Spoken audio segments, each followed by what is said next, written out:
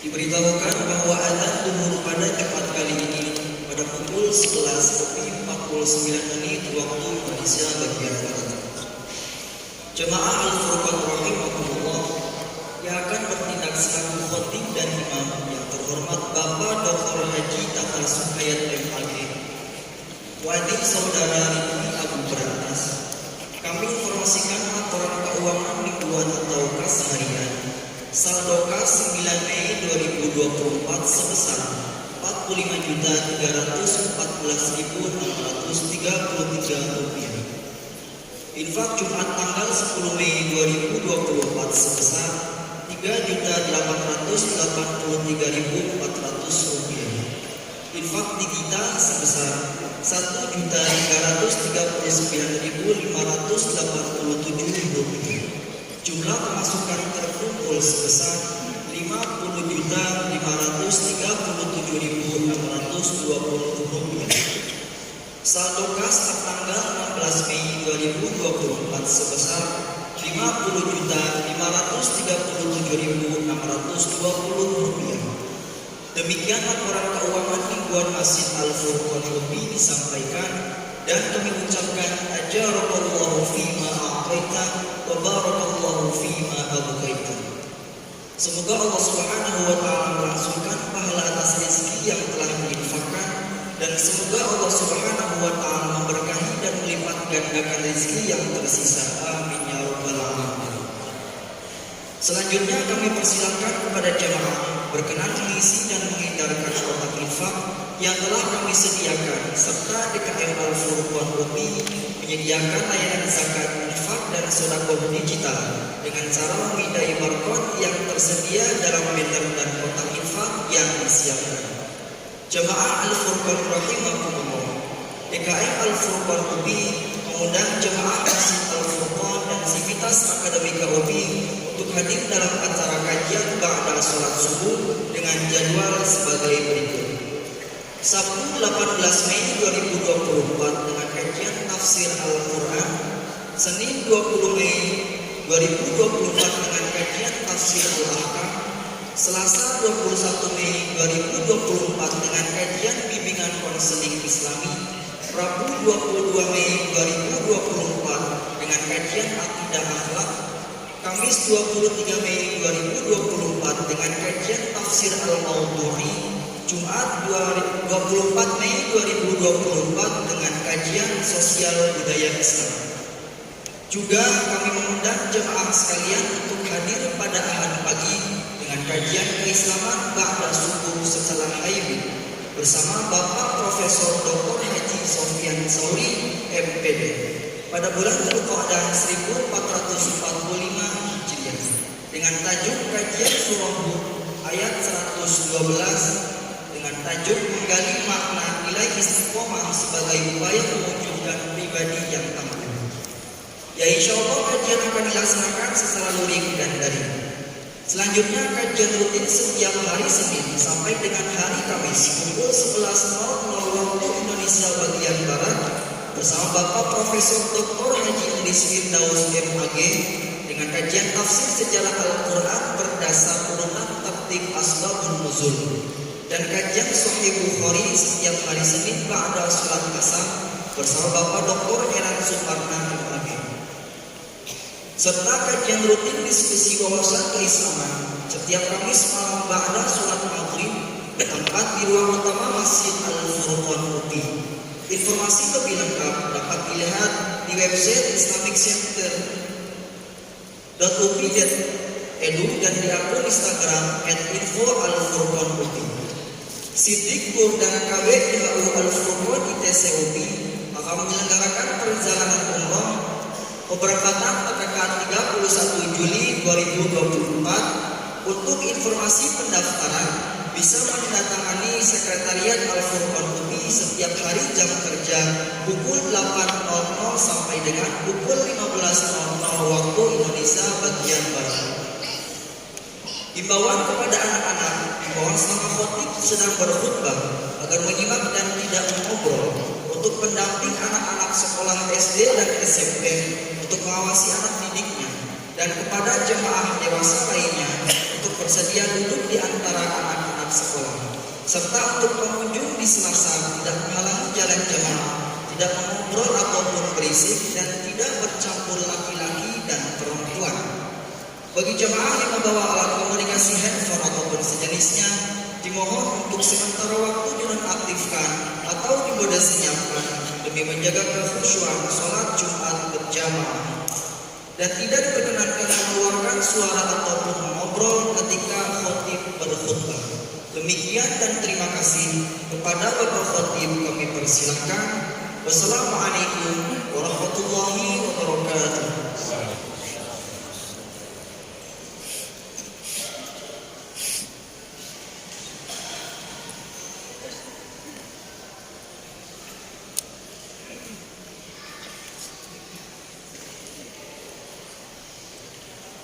Assalamualaikum warahmatullahi wabarakatuh.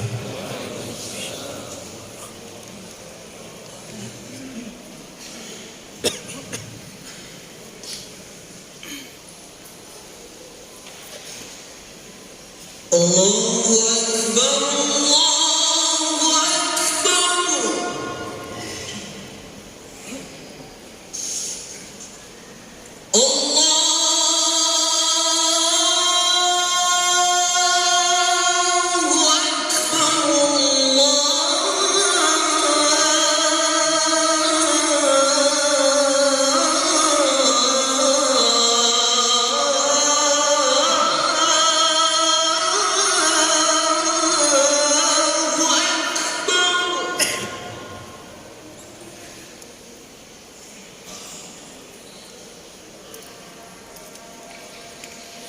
أشهد أن لا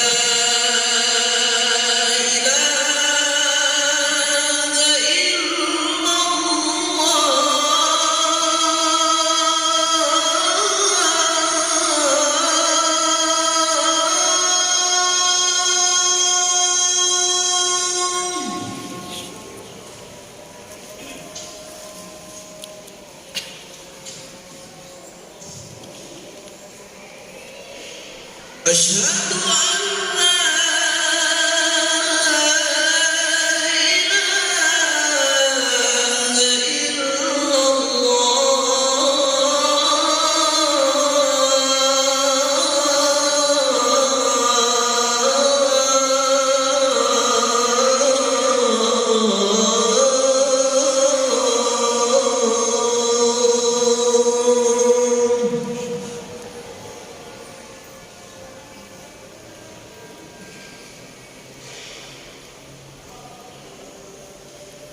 أشهد أن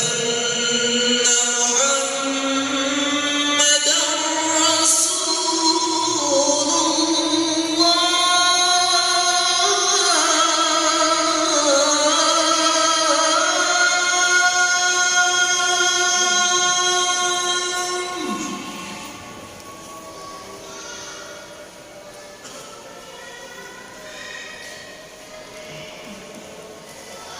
أشهد أن محمدًا رسول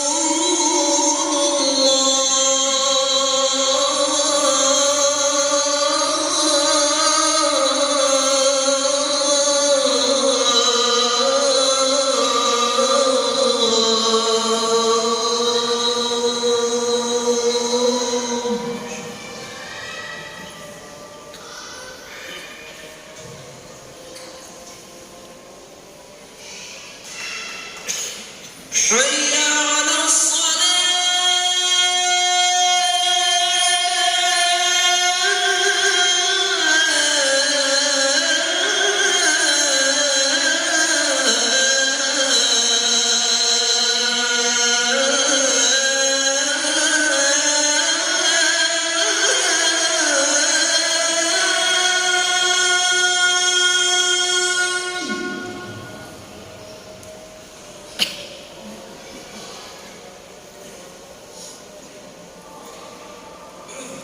حي على الصلاة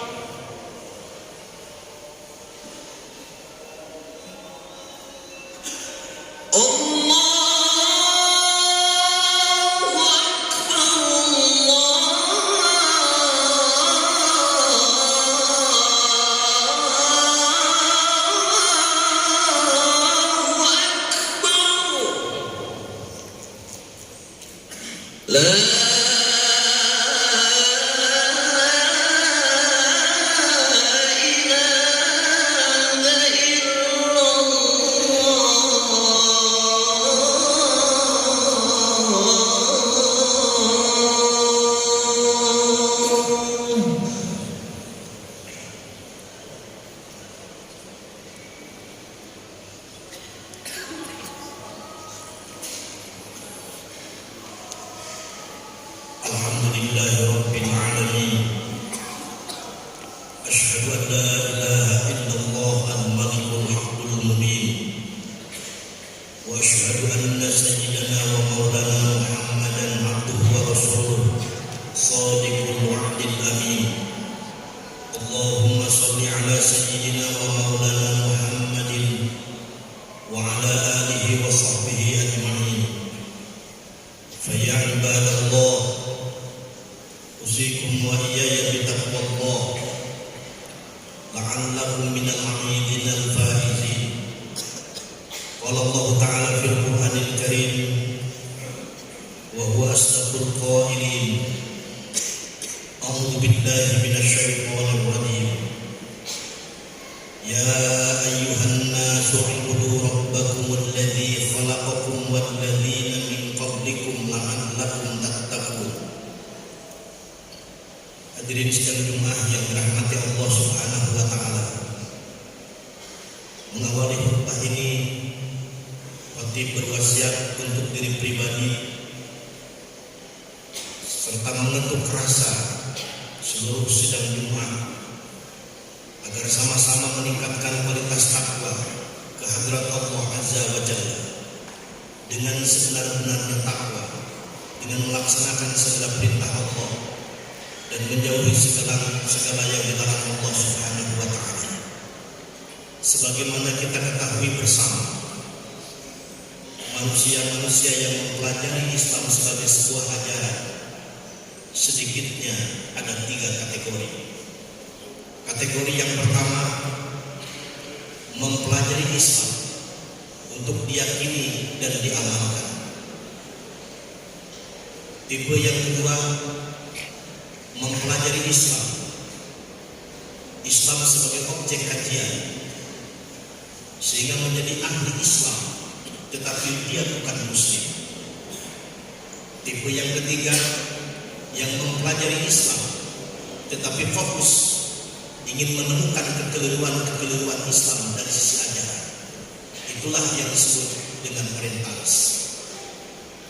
Pada suatu ketika para orientalis ini berkumpul di Jerman untuk mempresentasikan dan membuktikan kekeliruan ajaran Islam dan untuk membahas temuan-temuan para orientalis. Dari kalangan umat Islam hanya diwakili oleh seorang ilmuwan ternama bernama Syekh Muhammad Abduh. Syekh Muhammad Abduh dengan fasih dan secara ilmiah bisa menjelaskan dan mementahkan argumentasi para orientalis yang menunjukkan kelemahan ajaran Islam. Sampai-sampai seorang peserta dan notabene orientalis bernama Joseph Ernest Renan memuji argumentalis Syekh Muhammad Abduh ini. Wahai Abduh, aku akui penjelasan ilmiahmu tentang kesempurnaan Al-Quran. Aku akui penjelasan ilmiahmu tentang kesempurnaan contoh Nabi-Mu. Tetapi pertanyaanku, di mana kini kesempurnaan Islam itu diamalkan? Di mana kini kesempurnaan Nabi-Mu itu diamalkan?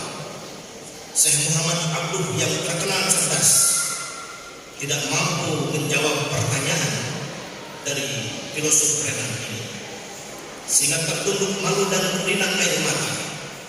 Dan secara jujur dia berujar, raja'na ila biladil gharbi ra'aitul muslimina wa lam aral islam wa dhahabtu ila biladil arabi ra'aitul islam wa lam aral muslimin. Aku pergi ke negara barat, aku temukan muslim, tapi aku tidak temukan Islam di sana. Tapi aku pergi ke negara Arab, aku temukan Islam, tapi aku tidak temukan muslim di sana. Antara Islam sebagai sebuah ajaran dengan muslim sebagai penerima dan pengamal ajaran masih laksana api jauh dari panggang. Antara idealita konsep dengan realitanya masih jauh dari harapan. Karena itu Islam yang ya'lu wa la yu'alif, yang mengalami titik keemasan pada masa Rasulullah Muhammad SAW, ketika bukan hanya mampu mengurus urusan agama tetapi juga negara secara perfect dan sempurna. kini tinggal sejarah dan kenangan. Karena pada perang dunia kedua, salah seorang ulama terkemuka di Nusantara bernama Syekh Basuni Imron memperhatikan peta perang dunia kedua itu, rata-rata negara yang mayoritas beragama Islam yang dijajah oleh bangsa lain yang notabene mereka adalah non-muslim.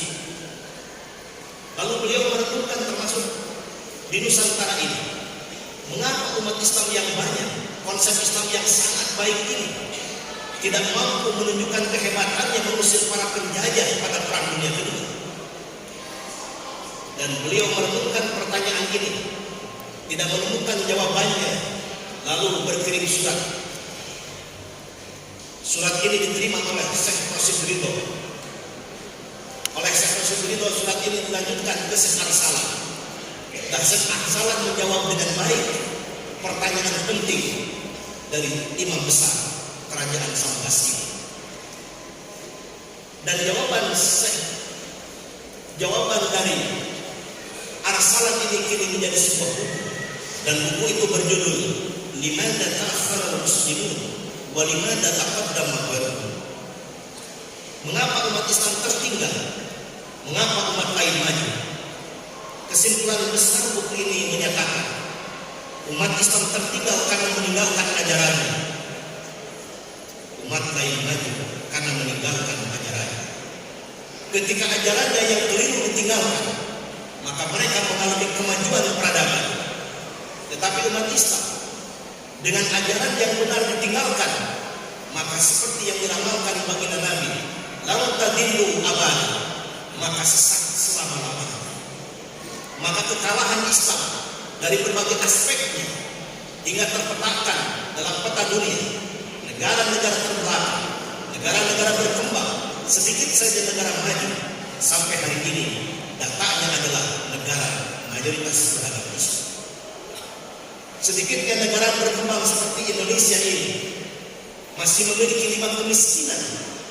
Miskin ilmu, miskin metode, miskin informasi, miskin ekonomi, dan ironinya termasuk miskin pekerti atau akhlakul karimah dalam bahasa agama. Padahal Nabi punya misi, innama bu'istu liutamima makarimal akhlak. Sesungguhnya aku diutus ke bumi ini untuk menyempurnakan akhlak. Jika ini kenyataannya, baik secara sejarah ataupun kenyataan yang kita rasakan hari ini, apa yang mesti kita lakukan? Untuk menjawab pertanyaan ini, tidak ada cara untuk mengembalikan kejayaan Islam di masa lampau, masa keemasan Islam di masa Rasulullah dan para sahabatnya, sehingga tercatat dalam tarikh khulafah salah satu pernyataan Nabi yang sangat penting, awwal dinikum nubuwah wa rahmah, summa khilafah wa rahmah, summa mulkun wa jababarun.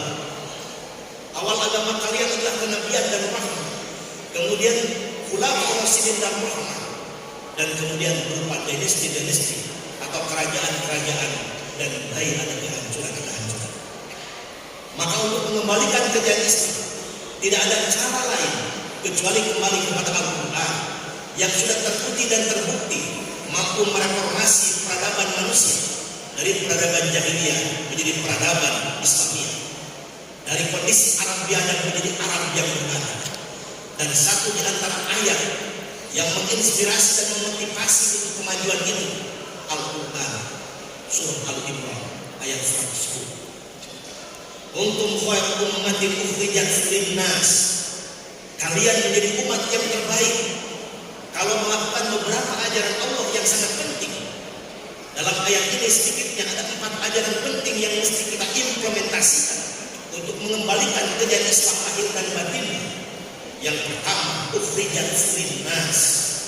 Umat Islam menjadi historical agent, menjadi fa'il tarikh, menjadi subjek, bukan menjadi objek. Menjadi produser dalam konteks dagang, minimal sebagai pedagangnya, bukan sebagai pembeli. Dan jujur kita rasakan, baik sebagai pribadi, sebagai masyarakat, sebagai umat, atau sebagai rakyat di Republik tercinta ini, kita masih menjadi pembeli, bukan pedagang, apalagi produsen. Sehingga setiap hari semakin banyak barang yang harus kita beli, tetapi semakin hari semakin rendah apa yang bisa kita beli. Maka nyaris kita menjadi umat dan bangsa yang konsumtif, yang tidak produktif. Padahal Nabi mengantisipasi hal ini. Yadul ulya khairun minal sufla, kata Nabi. Tangan yang di atas lebih baik daripada tangan yang di bawah. Berlama-lama di masjid hanya diharuskan pada mereka yang tinggal di Baitul Sufah, 24 jam bersama Nabi di Masjid Nabawi di Baitul Sufah. Tetapi siapa mereka? Mereka adalah sahabat-sahabat yang sudah pasif income. Mereka yang sudah bisa menjalankan roda perekonomian dan perdagangannya dari kejauhan untuk memberdayakan sahabat-sahabat lain yang tidak memiliki kemampuan secara finansial. Berlama-lama di masjid bagi mereka yang sudah pasif income, yang sudah kaya raya. Tapi tolong jangan lama-lama di masjid bagi umat Islam yang masih rendah ekonominya. Ini terjadi pada masa Khalifah Umar bin Khattab, ketika pemuda duduk termenung berpangku tangan, berlinang air mata bermohon rizki kepada Allah, berada di masjid. Allahumma rzuqni, Allahumma rzuqni. Dihampiri oleh Khalifah Umar bin Khattab, dibentaknya pemuda ini. Ya syabab, layak dan ahadukum an talab rizki wa huwa yaqul Allahumma rzuqni wa qad allama ana sama la tamtuk dhahaba wa la fiddah. Hai pemuda, tidak pantas untuk termenung di masjid tanpa berusaha dan bekerja. Langit tidak akan dihujankan emas dan dirham. Bagi yang ekonominya lemah, berhentilah berlama-lama beribadah Allah. Banyaklah lakukan kegiatan-kegiatan yang produktif. I'malu ma'syi'tum, bekerja sesuai dengan skill dan profesi masing-masing. Tetapi ketika sudah mencapai apa yang dicarinya, jangan berlama-lama mencari harta dunia. Wabtaghi fima ataqallahu darul akhirah wa la tansa nasibaka minad dunya. Jaga keseimbangan. Ketika kita menjadi umat yang apatis, yang jabaris, maka kita akan menjadi umat dan bangsa konsumtif, yang tidak produktif, yang menjadi objek, yang bukan subjek, yang tidak mengimplementasikan uhrijat linnas secara filosofis. Yang kedua, untuk menjadi umat yang terbaik, ta'muruna bil ma'ruf, menegakkan nilai-nilai humanisasi, memanusiakan manusia, yang manusia itu terdiri dari bashar dan anas. Yang dalam konsep Sunda, manusia terdiri dari dua dimensi, yaitu dimensi kurung dan dimensi putih. Jangan terlelap hanya urusan kurung, tetapi lupa memperhatikan putih. Bashar ini adalah kurung kita, nafs ini adalah jiwa kita. Kalau ada pernyataan dari badan yang sehat terletak jiwa yang sehat, bukankah maling itu badannya sehat? Tetapi kenapa merugikan orang lain? Jiwanya yang sehat. Tetapi dari jiwa yang sehat terletak badan yang sehat. Dengan jiwa yang sehat, ia bisa memelihara tubuhnya, makanan, minuman, istirahat, dan berhidup yang lain. Sehingga perhatikan jiwa. Ini yang dipesankan At-Tahrim ayat 6. Ya ayyuhalladzina amanu qu anfusakum. Wahai insan yang beriman, jagalah nafsu, bukan basar, tetapi nafsu, jiwa. Karena menurut para alim ulama ahli tasawuf, manusia memiliki 5 nafsu. Nafsu bagian tengah disebut nafsu insaniyah, kurungnya manusia, kuringnya pun manusia. Tetapi bagian bawah disebut nafsu bahimiyah, kurungnya manusia, tetapi kuringnya hewan atau binatang. Dan bagian yang paling rendah disebut nafsu syaitaniyah, kurungnya manusia, tetapi kuringnya setan, yang bangga ketika melakukan kemungkaran. Kalau kita nasihati manusia seperti itu, laksana menyiramkan air ke dalam keladi, tak membekas, tak berdampak. Dari nafsu insaniyah ini bisa ditingkatkan jadi nafsu mulukiyah, kurungnya manusia, tetapi kuringnya malaikat, yang layak Allah ma'amalahum wa yaf'aluna ma yu'marun. Dari nafsu mulukiyah ini bisa ditingkatkan lagi yang disebut dengan nafsu rububiyah, jiwa ketuhanan. Kurungnya manusia, tetapi kuringnya adalah Tuhan atau implementasi nilai-nilai Tuhan. Minimal dia menjadi al-asmaul husna yang berjalan. Jika cita-cita idealnya seperti Nabi, menjadi Al-Quran yang berjalan. Karena penuh dalam relung hati jiwanya itu adalah nilai-nilai Al-Quran. Yang ketiga, untuk menjadi umat yang terbaik adalah tanhauna 'anil munkar atau liberasi, membebaskan manusia dari segala kemungkaran. Sehingga hadis menyatakan, man ra'a minkum munkaran falyughayyirhu biyadihi. Siapa yang melihat kemungkaran, rubah dengan tangan. Para hikmah dakwah hisbah menyebutnya secara tekstual, rubah dengan tangan secara fisik, tetapi secara elegan. Yadun diartikan sebagai kekuasaan. Maka rubah kemungkaran dengan kekuasaan. Maka memiliki kekuasaan bagi umat Islam adalah sebuah keniscayaan untuk merubah kemungkaran dengan struktural approach agar terjadi perubahan secara cepat dan efektif. Maka pantas hamba muslim yang baik itu adalah yang memiliki 5 kualifikasi, yaitu ulul ilmi, menjadi hamba yang berilmu, ulul albab, yang mampu menjaga keseimbangan antara akal dan qalbunya, iman dan ilmu, ulul absar, memiliki ketajaman mata batin, ulil nuha, yang mampu menjadikan sejarah sebagai guru dalam hidup dan kehidupannya, dan yang kelima, ulul amri, mereka menjadi pemimpin dengan kepemimpinan yang efektif, dakwah melalui kekuasaan.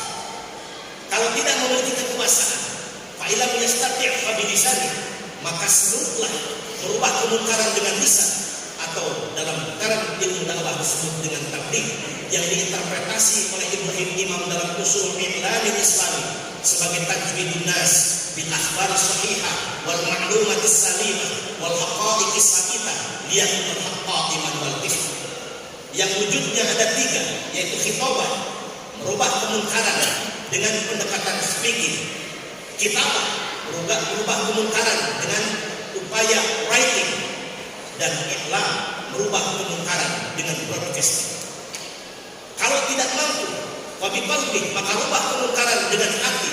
Setidak-tidaknya, jika kita tidak mampu merubah kemungkaran dengan tangan dan lisan kita, maka kita menghindarkan diri dari celupan kemungkaran tadi. Hadirin sedang jemaah rahimakumullah. Kemudian yang keempat, untuk menjadi umat yang terbaik adalah tu'minuna billah, atau dipahami sebagai upaya transendensi, menguatkan iman kepada Allah Subhanahu wa taala. Mudah-mudahan kehebatan, kejayaan dan keemasan Islam di masa lampau dapat kita ikuti hari ini, karena merupakan uswah dan hikmah, dan cara sekaligus cirinya adalah menjadi hamba yang beriman kepada Allah, yang membebaskan diri dari segala kemungkaran, yang berupaya menegakkan yang ma'ruf, dan hidup kita produktif sebagai wujud amal saleh setelah beriman kepada Allah Subhanahu wa taala. Semua ini didedikasikan sebagai penghambaan kita kepada Allah, sebagaimana Allah menyeru kepada hamba-hambanya untuk beribadah kepadanya. Ya ayyuhan nasu ubudu rabbakum alladzi khalaqakum wal ladzina min qablikum la'allakum tattaqun.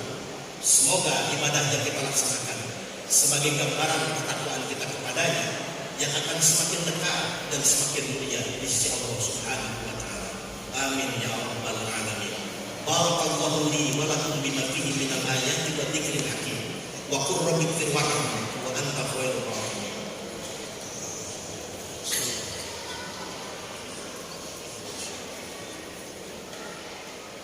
Alhamdulillah, asyhadu an la ilaha illallah wahdahu la syarika lah, wa asyhadu anna sayyidana wa maulana Muhammadan abduhu wa rasuluhu la nabiyya ba'dah.